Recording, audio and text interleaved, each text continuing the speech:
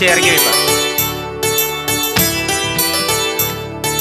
என்னங்க போய் இறக்கிட்டு திருப்பி வாங்க.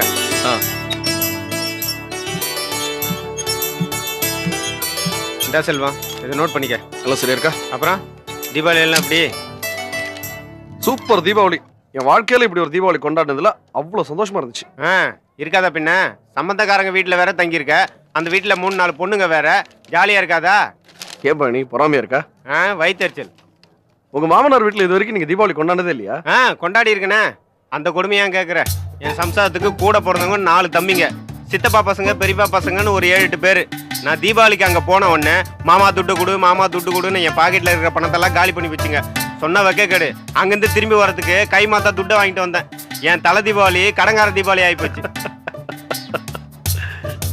சிரிக்கிறியா?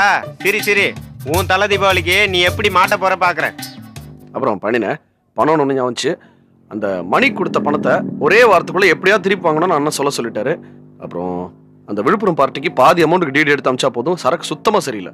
ஐயா அந்த விழுப்புரம் பார்ட்டி சரியான பேஜார் பிடிச்சனாச்சே. பாதி பேமெண்ட் கொடுத்தாலும் டிடியை திருப்பி கொடுத்துருவான். மேற்கொண்டு சரக்கு எடுக்க முடியாத. அதெல்லாம் ஒன்னும் பிரச்சனை இல்லை. அண்ணன் போன்ல பேசிட்டாரு, அவனும் ஒத்துக்கிட்டான். பாதி அமௌண்ட்டுக்கு டிடி அமிச்சா போதும். பேசிட்டாரா? பரவாயில்லையா உங்க அண்ணன்? ஆமா எப்போ வராரு? அண்ணன் நாளைக்கு வராரு. நம்ம தனவன் இல்ல போசன சம்சாரம், அவங்களுக்கு ஏதோ மருந்து கொடுக்குற சடங்கு இருக்கான். அதை முடிச்சுட்டு அம்மா ஒண்ணு நாளைக்கு கிளம்பி வராங்க. அது வரைக்கும் ஐயா தான் வீட்டுல. என்னென்ன யோசிக்கிறீங்க?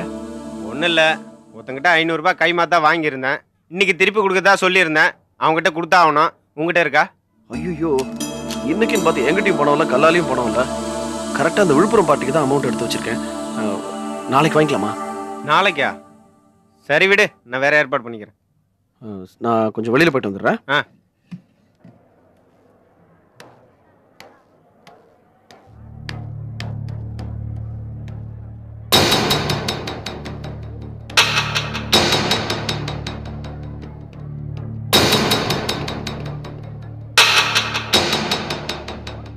ரமேஷ் ஐயாவா?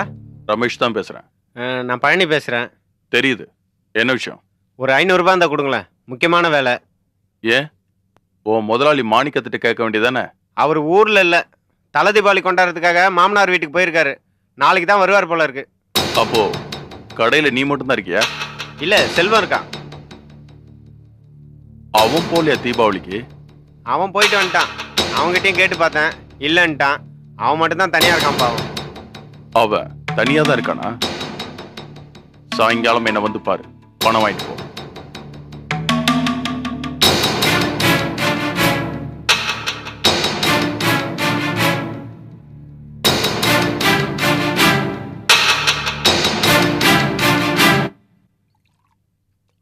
லீலா, வேலையா இருக்கியா?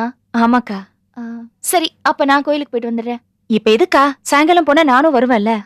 இல்ல லீலா, எனக்கு சில வேண்டுதல் இருக்கு. நான் போயிட்டு வந்துடுறேன். சரிக்கா.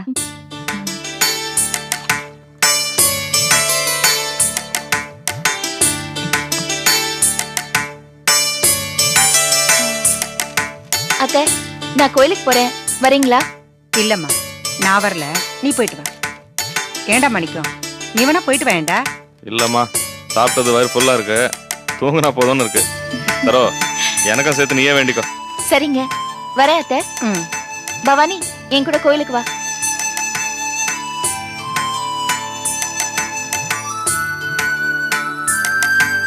மாமா காஃபி எடுத்துக்கோங்க.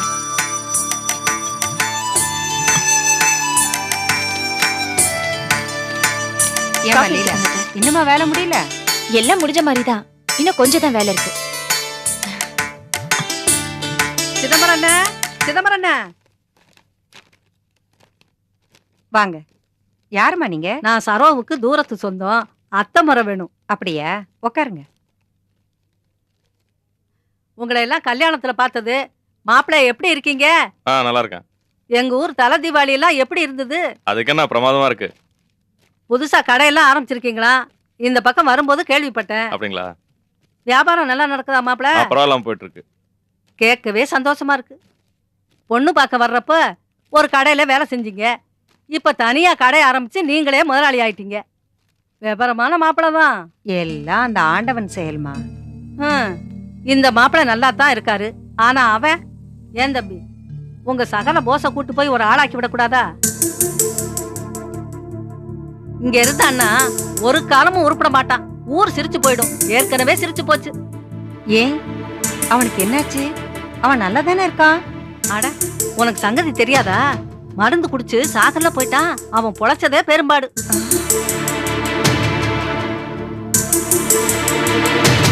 என்னம்மா சொல்றீங்க? என்ன சம்பந்தக்காரமா? என்ன தெரியாத மாதிரியே பேசுறீங்க? இல்லம்மா, நிஜமாவே ஒண்ணுமே தெரியாது. என்னன்னு விவரமா சொல்லுங்க. அட, இந்த போஸ் பையன் இருக்கானே, சோடா கம்பெனியை வித்துட்டு ஹோட்டல் ஆரம்பிச்சான். அத ஒருத்தன் ஏமாத்தி இவனுக்கு வித்துட்டான். இந்த கேன பையலும் அதை வாங்கிட்டான். பேங்க்காரன் வந்து இழுத்து மூடிட்டாங்க. அதுல மனசு உடைஞ்சு போய் இந்த லூசு பைய பிராந்தியில விஷம் கலந்து குடிச்சிட்டான். பாவம் சிதம்பரம். இந்த போஸ் பையில புழைக்க வைக்கிறதுக்கு அவர் பட்ட பாடு கடவுளுக்கு தான் தெரியும். இப்ப இருக்கிற போஸ் மறுபிறவி எடுத்த மாதிரி. ஓ, இவ்ளோ கதை நடந்திருக்கா? அதனாலதான் போஸ கூட்டு போய் ஒரு வேலை வாங்கி கொடுக்க சொன்னேன். அதுக்கு என்னம்மா, கண்டிப்பா செஞ்சிருவோம். சரி, நான் கிளம்புறேன். சிதம்பரம் வந்தா சொல்லிடுங்க. சாயந்தரம் வந்து பாக்குறேன். சரி.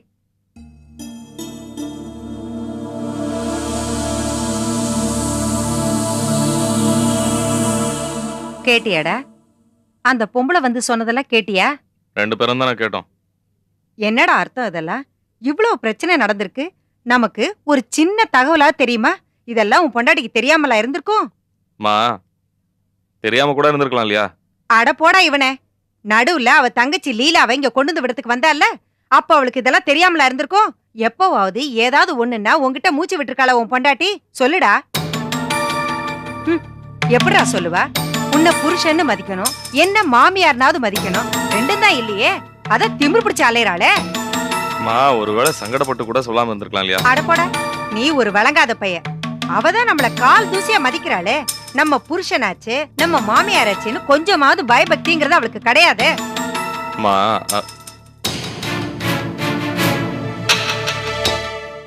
பாப்பா போஸ், உக்காரு. எதெல்லாமோ கேள்விப்பட்டேனே. என்னம்மா? சொன்னா முறுக்குன்னு கோவம் வராது? இல்ல, கோவப்பட மாட்டேன், சொல்லுங்க. எதுக்கு எடுத்தாலும் பெரிய சிப்பாய் மாதிரி பேசுவியே, கடைசியில வெறும் வெள்ளை வேட்டி சிப்பாய் தானே நீ?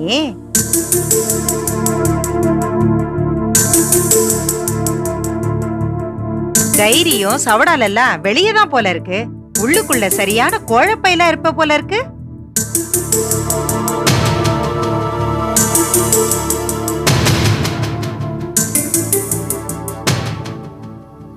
நீங்க என்ன சொல்றீங்கன்னு புரியலையே. என்னமோ ஊருக்குள்ள இடம் வாங்கி ஏமாந்துட்டியாமே, அதுக்காக மருந்தையும் குடிச்சிட்டியாமே. ஆமா, இதெல்லாம் ஒரு ஆம்பளைக்கு லட்சணமா? மனசுல தைரியம் இல்லாம எதுக்குப்பா இவ்ளோ பெரிய மீச?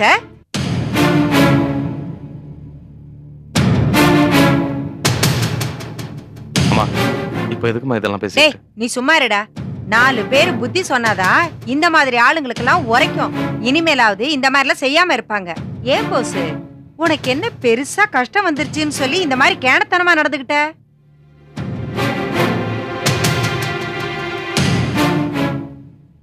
இது உங்களுக்கு விளக்குற சக்தி எனக்கு கிடையாது, விட்டுருங்க. இதெல்லாம் தப்பிக்கிறதுக்காக பேசுற பேச்சு. மாணிக்கத்தை பாரு, அவனும் உன்ன மாதிரி ஒரு ஆம்பளை தானே. மார்க்கெட்ல கடைக்கடையா வேலை பார்த்து இன்னைக்கு தனியா ஒரு கடை வைக்கிற அளவுக்கு வளர்ந்துருக்கான்ல. நீ அவ அளவுக்கு வர வேண்டாப்பா. ஏதோ ஒரு சின்ன வேலையா பார்த்து மானமா பொழைக்கிறதுக்கு கூட வக்கத்து போயிட்ட. டேய், நீ சும்மா இருடா. அதுக்காக மருந்து குடிச்சாட சாக போறது? ஆம்பளைன்னு சொல்லிக்கிறவன் பண்ற காரியமாடாது. இந்த மாதிரி எல்லாம் பேசாதீங்க. எதுக்கும் ஒரு அளவு இருக்கு. ஓஹோ, உனக்கு பொத்திக்கிட்டு வந்துருச்சோ? உன் புருஷனுக்கு புத்திமதி தானமா சொன்ன? புத்தி சொல்ற மாதிரி தெரியலையே, குத்தி காட்டுற மாதிரில இருக்கு. வேண்டியதுதான். இப்படி ஒரு வேலைக்கு ஆகாத புருஷனை கட்டினதுக்கே இவ்வளவு ரோஷம் வருதே. மாணிக்க மாதிரி ஒரு நல்ல புருஷனை கட்டியிருந்தா உன்னை பிடிக்கவே முடியாது போல இருக்கே. ஏமா புத்தி சொன்னதுக்கு போய் இவ்வளவு கோவப்படுற? ஓஹோ, எங்களுக்கு நீங்க புத்திமதி சொல்றீங்க. பொண்ணு பார்க்க வந்த அன்னைக்கு வீட்டுக்கு வராம ஊர்மைய போனாலே ஏதோ உங்க பொண்ணு, அவளுக்கு புத்திமதி சொல்லாம விட்டுட்டீங்க. இதோ பாரு, அனாவசியமா என்ன பத்தி பேசலனா அப்புறம் மரியாதை கெட்டு போயிடும் சொல்லிட்டு. அனாவசியமா? எது அனாவசியம்? உங்க அம்மா ஏன் புருஷனை பத்தி பேசலாம், அது அனாவசியம் இல்லையா? எந்த ஒரு நியாயமா அது? ஏய், என்னடி ஓவரா பேசுற? எல்லாம் சரியா தான் பேசுறேன். முதல்ல உங்க குடும்பத்தை திருத்துங்க. உங்க பொண்ணோட வண்டவாள என்ன, போலீஸே உங்க வீட்டுக்கு வந்தது, இதெல்லாம் மறைச்சிட்டு ஏன் புருஷனுக்கு ஒண்ணு உபதேசம் பண்ண வேண்டாம். உங்க வீட்டுல நடந்த கூத்தெல்லாம் எங்களுக்கு தான் நல்லாவே தெரியுமே. பாத்தியாடா மாணிக்கம், அங்க நடந்ததுல இவங்களுக்கு எப்படா தெரிஞ்சது? எல்லாம் உன் பொண்டாட்டி சொல்லிதான் இவங்களுக்கு தெரிஞ்சிருக்கும். அங்க ஊமை மாதிரி இருந்துட்டு இங்க வந்து எல்லா புறணையும் பேசியிருக்கா அவ. இங்க பாருங்க, சரோவை இதுல எல்லாம் இழுக்காதீங்க. அவ பாவம், அவ வந்து இதெல்லாம் என்கிட்ட சொல்லல. அம்மா நீங்க சும்மா இருங்கம்மா. இது உன் வாயை மூடுறி. இதுங்க நம்ம வந்ததுல இருந்தே சண்டை போடணும்னு அலையுதுங்க. டேய் நீ சும்மா இருடா.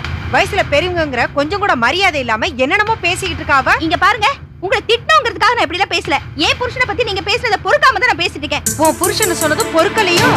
இந்த குடிகார பையல 4 வார்த்தை சொன்னா இவன குறைஞ்சு போயிடுவானா? இவன பெரிய கர்ண பரம்பரையா? ஆமா, நீங்க பெரிய கலெக்டர் பரம்பரை. ஏன் நீங்க 4 வீட்ல 10 பாத்திரம் தேய்ச்சதும் உங்க புள்ள கடக்கடையா ஏறி டீ வாங்கி கொடுத்து எடுபடி வேலை பார்த்ததும் மறந்துட்டீங்களா?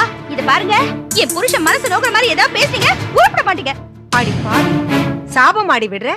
ஏண்டி உன் புருஷன் சண்டை போட்ட எங்க வீட்டுக்கே வந்து உன்னோட ஆஸ்பத்திரி செலவுக்கு பிச்சை எடுத்துட்டு போனாண்டி என் காசுல. ரோஷக்காரனா இருந்தா என் மகன்கிட்டே கை நீட்டி வாங்குவானாடி. நீ என்னமோ பெருசா ரோஷம் வந்த மாதிரி கத்திரிய. மானங்கட்ட ஜென்மங்க. கட்டி கொடுத்து மாமனார் வீட்லயே குடி இருக்கிற தர்துரண்டி அவன். எங்கடா 4 காசு கிடைக்கும்னு பொறுக்கி அதை வச்சு குடிக்கிற குடிகார பொறுக்கி பயடி அவன். இதுக்கு மேல ஒரு வார்த்தை பேசுன செருப்பு பிஞ்சிரும்.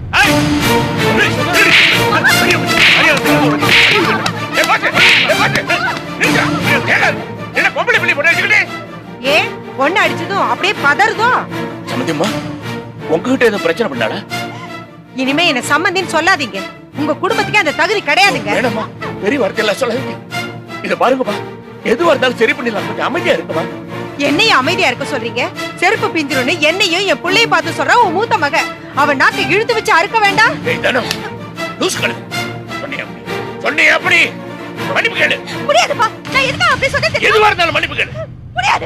ஏய் என்னடி என்ன பெருசா பூசி முடுகுற? இதோ நிக்கிறாரு உங்க அப்பா. அவர் என்ன வார்த்தை பேசினாலும் அவரை பார்த்து செருப்பு பிஞ்சிரும் சொல்வியா? என்ன பார்த்து சொன்னேன்ல. ராசா ராசா கொஞ்சம் சும்மா இருமா. எதா இருந்தாலும் கொஞ்சம் பேசி தீர்த்துக்கலாம். நீ ருத்ர தாண்டவன் ஆடிராதம்மா. நல்லா இருக்கிற குடும்பத்தை கெடுத்துறாதம்மா. ஏ கிழவி, உன்னை கேட்டிருந்தா நீ சும்மா இருந்திருப்பியா? நான் 4 வீடுங்கள 10 பாத்திரம் தேய்ச்ச வேலைக்காரியா. மாணிக்கம் 4 கடைகளுக்கு டீ வாங்கி கொடுத்த எடுபடின்னு இவ சொல்லவே இல்லைன்னு இவ வயித்துல வளர குழந்தை மேல சத்தியம் பண்ணி சொல்லு பாக்கலாம். முடியாதே. டேய் மாணிக்கம், வாடா போலாம். ஐயோ என்னப்பா இது? நல்ல நாளுக்கு வந்து சந்தோஷமா போக வேணாமா? வேணாமா? கால்ல விட போயிடாதீங்கம்மா. மாப்பிளே நீங்களா சொல்லுங்க மாப்பிளே. என்னையா சொல்ற? ஒருத்தி எனக்கு மருமகளா வந்து என் குடும்பத்தை பத்தி இங்க வந்து கோல் முட்றா. இவன் என்னடானா என் குடும்பத்தை பத்தி கேவலமா பேசி செருப்பால் அடிப்பேன் ஏன்ட்டே சொல்றா. இதோ நிக்கிறாளே இவ என் சின்ன பையல மைக்கி அவ பின்னாடியே அலைய விடுறா. நல்ல பொண்ணுங்களை வளர்த்திருக்கீங்க. ஆத்தா இல்லாம வளர்ற பொண்ணுங்க இப்படித்தான் வளரும்னு நான் நல்லாவே புரிஞ்சுக்கிட்டேன். இப்படி வளர்த்ததுக்கு இதுங்களை வேற யாருக்காவது தூக்கி கொடுத்துட்டு பேசாம நீங்க சாமியாரா போயிருக்கலாம். வேணாமா, உங்களை கையெழுத்து கூப்பிடுறோமா? போயிடாதீங்கம்மா. சத்தியமா என்ன நம்புங்கம்மா. சாரா உங்க குடும்பத்தை பத்தி ஒரு நாள் எங்கிட்ட தப்பா பேசினதே இல்லம்மா. நம்ப மாணிக்கம், வாடா போலாம். கிளம்பு.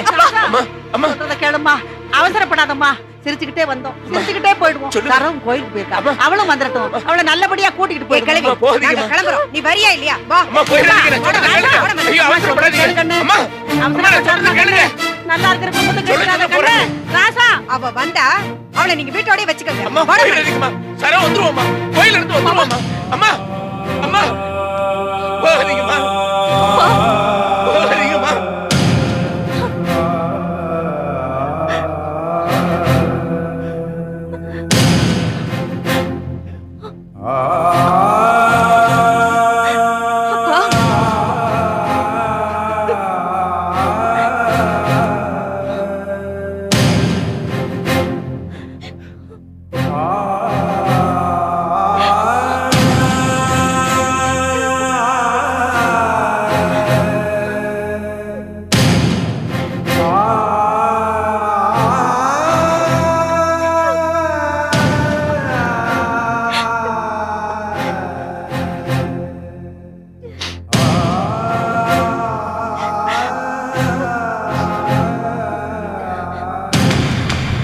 ஐயா ஐயா, என் கண்ணே பட்டுடும். சுத்தி போடுறேன்னு சொன்னேன்னு சுத்தி போட வந்திருக்காங்க ஐயா. போடுங்கம்மா. இப்ப வேணா சீக்கிரமே ஒரு நாள் நீங்க கூடத்துல கிடத்தி குளிப்பாட்டி அலங்காரம் பண்ணி நெத்தில பெரிய குங்குமம் வச்சு வெள்ளி காசு வைப்பாங்க பாருங்க. கண்டிப்பா போடு.